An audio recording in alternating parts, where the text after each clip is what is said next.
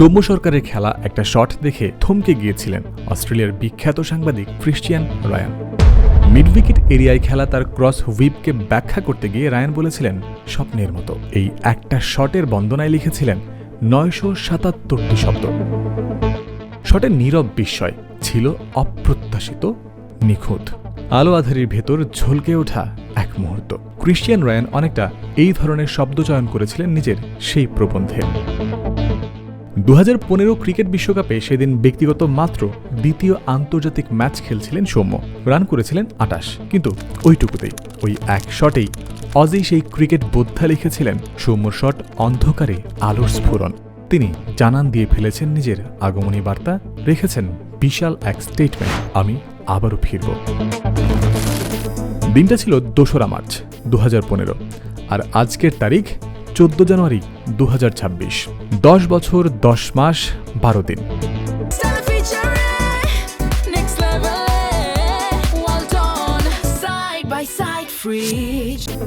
সেদিন ভোরবেলা টিভি সেটের সামনে বসে সৌম্যর ওই শটে মুগ্ধ হয়েছিল স্কুল পড়ুয়া যে কিশোর, আজ সে টকবগে যুবক, জীবনে পেরিয়ে গেছে অনেকটা পথ। তবে যে পথ ক্রিকেটার সৌম্যর পাড়ি দেওয়ার কথা ছিল, তা কি তিনি পেরেছেন? আন্তর্জাতিক ক্যারিয়ারের 11তম বছরে দেশের ইতিহাসেরই অন্যতম সেরা ব্যাটারের কাতারে সৌম্যর নাম থাকতে পারত অনেক ওপরে। তা হয়নি নানা কারণে। অন্তত ব্যাটিং পরিসংখ্যান তো কোনোভাবেই তার প্রতিভার সাক্ষ্য বহন করে না। 3 ফরম্যাটের মধ্যে আবার টি-20 ফরম্যাটের সৌম্য তো বড্ড অচেনা। ঠিক 1 সপ্তাহ আগে পর্যন্ত অপ্রত্যাশিত রেকর্ডের কাতারে ছিল সৌম্য সরকারের ব্যাটিং পরিসংখ্যান। গত 8 জানুয়ারি আগ পর্যন্ত বিপিএলে তিনি খেলেছিলেন 103টি ইনিংস। সেদিন পর্যন্ত 105টি বিপিএল ম্যাচ খেলার পর সৌম্যর ব্যাটিং গড় ছিল 18.1 আর স্ট্রাইক রেট ছিল 113.89। পরের 3 ইনিংসে যথাক্রমে 59, 31 ও 48 রান করে তার গড় হয়েছে কাঁটায় কাঁটায় 19, স্ট্রাইক রেট হয়েছে 115.82। সৌম্য সরকারই বিপিএলের একমাত্র ব্যাটার যিনি 100 বা তার বেশি ইনিংস খেলার পরেও ব্যাটিং গড় ওঠেনি 20-এর ঘরে। বাংলাদেশের এই ঘরোয়া টুর্নামেন্টে অন্তত 50 ইনিংস ব্যাটিং করেছেন এমন ক্রিকেটারদের মাঝে 20-এর কম ব্যাটিং গড় আছে মাত্র 7 জনেরই। 60 ইনিংসে মাশরাফি মুর্তজার গড় 13.08, 71 ইনিংসে শুভাগত হোমের গড় 14.66। 7 জানুয়ারি পর্যন্ত 55 ইনিংসে মোহাম্মদ নবীর গড় ছিল 17.4।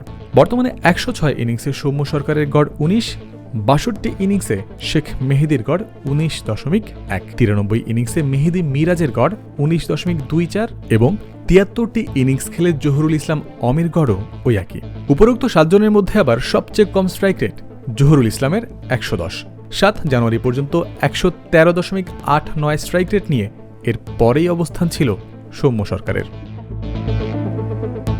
ওভারঅল টি-20 ক্যারিয়ারে সৌম্যর ব্যাটিং গড় 20-এর ঘরে এসেছে অতি সম্প্রতি, গত কয়েকদিনের মধ্যে। 8 জানুয়ারির আগ পর্যন্ত তিনি খেলেছিলেন 250টি টি-20 ম্যাচ, যার মধ্যে ব্যাট হাতে নেমেছিলেন 245 বার। এই সময়ের মধ্যে 19.85 গড়ে এই ব্যাটার করেছিলেন 4,488 রান, স্ট্রাইক রেট ছিল 119.58।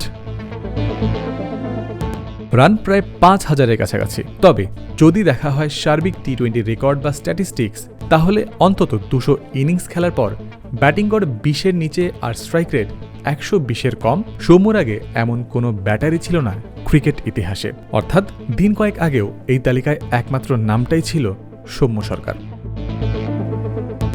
দেশের ক্রিকেট সৌম্য সরকারের প্রতিভার পুরোটা পায়নি, দেশের ক্রিকেটের দুর্ভাগ্য বলতেই হয়। তবে আরও একটা কথাও মনে রাখতে হয়, যে কথা কিছুদিন আগে এক সাক্ষাৎকারেও বলেছিলেন সৌম্য, এক ফরম্যাটের সাথে অন্য ফরম্যাট যেন গুলিয়ে ফেলা না হয়। একটা ফরম্যাটে খারাপ করায় অন্য যে ফরম্যাটে ভালো করছিলেন সেখান থেকেও বাদ পড়েছেন এমন ঘটনা এর আগে ফেস করেছেন সৌম্য। দলে অন্তর্ভুক্ত করা বা বাদ দেওয়ার ক্ষেত্রে বিবেচনায় সেই ভারসাম্য যেন থাকে, সে বিষয়ে ভুলে গেলে চলবে না। বর্তমান ওডিআই সেটআপে থাকা সৌম্য কিন্তু সাম্প্রতিক সময়ের অন্যতম সেরা পারফর্মার। টি-20-র ভিড়ে সে বিষয়ে নিশ্চয়ই কারো চোখের আড়াল হবে না। জয়ন্ত বিন্দু, ক্রিক ফ্রেন্সি।